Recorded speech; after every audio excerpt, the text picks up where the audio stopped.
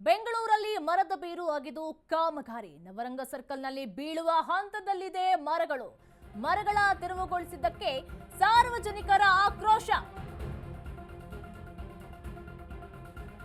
ನವರಂಗ ಸರ್ಕಲ್ನಲ್ಲಿ ಬೀಳುವ ಹಂತದಲ್ಲಿ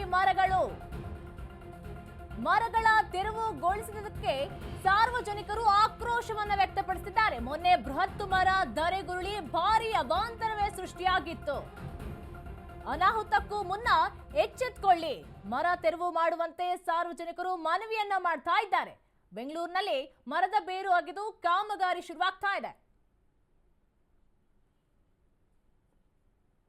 ಸಾಕಷ್ಟು ಪ್ರಾಬ್ಲಮ್ಸ್ಗಳು ಆಗಾಗ ಆಗ್ತಾನೆ ಇರ್ತವೆ. ಅದಕ್ಕೆ ಕಾರಣಗಳನ್ನ ನಾವು ನೋಡ್ತಾ ಹೋದಾಗ ಅಧಿಕಾರಿಗಳ ನಿರ್ಲಕ್ಷ್ಯತನ ಅಂತ ನಮಗನ್ಸುತ್ತೆ.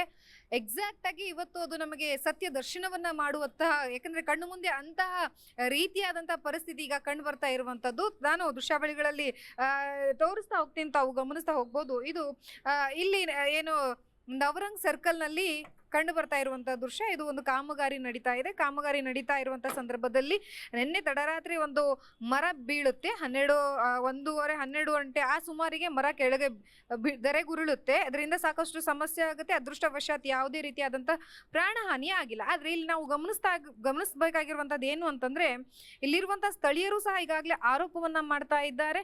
ಅಧಿಕಾರಿಗಳು ಜೊತೆಗೆ ಸಿಬ್ಬಂದಿಗಳು ಕೆಲಸ ಮಾಡ್ಬೇಕು ಅಂದ್ರೆ ಮುನ್ನೆಚ್ಚರಿಕೆ ಕ್ರಮವನ್ನ ಕೈಗೊಳ್ಬೇಕಲ್ವಾ. ಯಾಕಂತಂದ್ರೆ ಈಗ ಒಂದು ಬೃಹತ್ ಮರ ಇದೆ, ಈ ಮರದ ಸುತ್ತಮುತ್ತಲು ಇರುವಂತಹ ಬೇರನ್ನ ಕಟ್ ಮಾಡಿದಾಗ ಆ ಮರ ನಿಂತ್ಕೊಳ್ಳುತ್ತಾ, ಅದಕ್ಕೆ ಶಕ್ತಿ ಇರುತ್ತಾ, ಸಂಪೂರ್ಣವಾಗಿ ಅದು ವಾಲುವಂತಹ ಸಾಧ್ಯತೆ ಹೆಚ್ಚಾಗಿ ಇರುತ್ತೆ.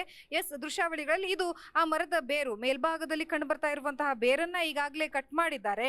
ಆ ಕಟ್ ಮಾಡಿರೋದ್ರಿಂದಾಗಿ ಮರ ಉರುಳುವಂತಹ ಸಾಧ್ಯತೆ ಹೆಚ್ಚಾಗಿದೆ. ಸೊ ಹಾಗಿದ್ದಾಗ ಅಧಿಕಾರಿಗಳು ಎಚ್ಚೆತ್ಕೊಂಡು ಇದನ್ನ ತೆರವು ಕಾರ್ಯವನ್ನ ಈಗಾಗಲೇ ಮಾಡಬೇಕು. ಏನು ಸಮಸ್ಯೆಗಳು ಕ್ರಿಯೇಟ್ ಆದ್ಮೇಲೆ ಅದನ್ನ ಸಾಲ್ವ್ ಮಾಡೋದಕ್ಕೆ ಬರೋದಕ್ಕಿಂತ ಅದನ್ನ ಮುಂಚಿತವಾಗಿ ಕ್ಲಿಯರ್ ಮಾಡಬೇಕು ಅನ್ನುವಂಥದ್ದನ್ನ ಈಗಾಗಲೇ ಸ್ಥಳೀಯರು ಆರೋಪ ಮಾಡ್ತಾ ಇದ್ದಾರೆ. ಅದು ಸತ್ಯವೂ ಹೌದು, ನಮಗೆ ಕಾಣ್ತಾ ಇದೆ, ನೋಡ್ಬೋದು ನಾವು.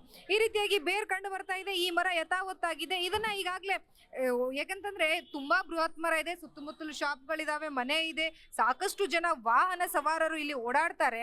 ಯಾರ ಮೇಲೆ ಬಿದ್ರೆ ಯಾರು ಹೊಣೆ, ಯಾರ ಜೀವಕ್ಕೆ ಯಾರು ಹೊಣೆ ಆಗ್ತಾರೆ ಅನ್ನುವಂಥದ್ದನ್ನ ಈಗಾಗಲೇ ಸ್ಥಳೀಯರು ತಮ್ಮ ನೋವನ್ನ ಈಗ ಹೇಳ್ಕೊಂಡಿದ್ದಾರೆ. ಶಾಪ್ಗಳು ಸಹ ಇದಾವೆ, ಯಾವಾಗ ಬೀಳುತ್ತೋ ಅಂತ ಗೊತ್ತಿಲ್ಲ.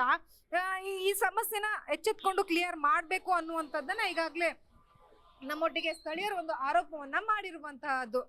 ನಮ್ಮ ಅಧಿಕಾರಿಗಳು ಯಾವಾಗ್ಲೂ ಸಮಸ್ಯೆ ಆದ್ಮೇಲೆ ಅಥವಾ ಸಾವು ಆದ್ಮೇಲೆನೆ ಎಚ್ಚೆತ್ಕೊಳ್ಳುವಂತ ಕೆಲಸದಲ್ಲಿ ಈಗಾಗಲೇ ಸಾಕಷ್ಟು ಬಾರಿಗಳಲ್ಲಿ ಮುಂದೆ ಬಂದಿದ್ದಾರೆ. ಮತ್ತೆ ಇದು ಈಗಲೂ ಸಹ ಅಂಥದ್ದೇ ಮಾಡ್ತಾರ ಅನ್ನುವಂಥದ್ದನ್ನ ನಮಗೆ ಕಾಡ್ತಾ ಇರುವಂತಹ ಪ್ರಶ್ನೆ.